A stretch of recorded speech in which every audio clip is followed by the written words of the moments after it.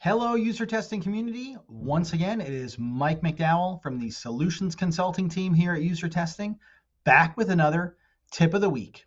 Today, we're going to talk about using user testing for prioritization. User testing has really great information architecture tools, which include something called the prioritization matrix. What is the point of prioritization matrix, you ask? Well, basically, it allows us to get our customers' feedback on the projects, the ideas, the initiatives that are most important to them. My time spent at Fortune 500 companies, there was a lot of difficulty in figuring out how to prioritize our projects. And very often, we ended up in situations where the projects that we actually deployed were not the ones that were the most important to the customer. So when I switch over here, you'll notice that I'm at ia.usertesting.com. This is exactly what you go to if you initiate a card sort or a tree test via the primary platform. But you'll also see here a prioritization matrix and SUS plus testing.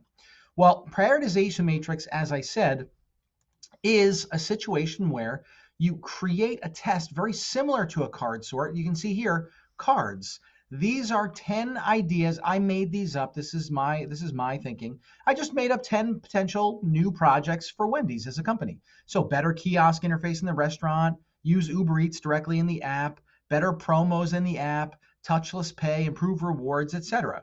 And we go ahead and we deploy this out to our participants. And they are going to see these on a list, and they will be asked to place them on a quadrant. X and Y axis here, you can see are labeled importance and frequency. So how often do you use it and how important is it to you? But these are totally customizable. And we're going to see where people place these on the grid. Now, just like anything else in user testing, you get to watch the video of people actually doing these things. So I'm going to go ahead and hit play, and you're going to see a little bit of the customers doing this. Are low and then importance high low. So better kiosk interface in the restaurant. I would say low frequency, low importance. Pay for food, cryptocurrency, low importance, low frequency. Improve the rewards program. I would say I use this, when I do go, I do use it. So I use frequency high, but importance. And actually kind of high importance, I would say, because, I would go there more often if they had a better rewards system.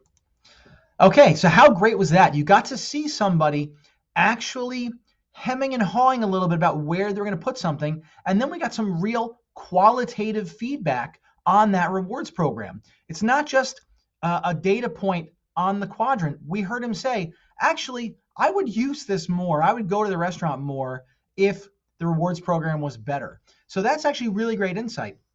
So we get this really great qualitative video with all this wonderful feedback from our customers.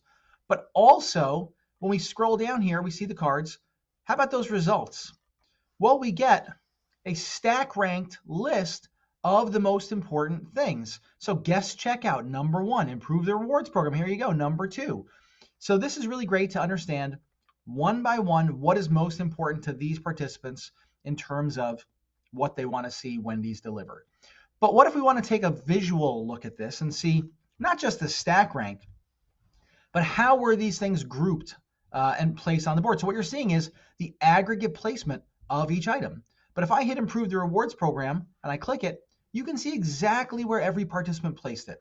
So really great quantitative information to really go with this great qualitative information.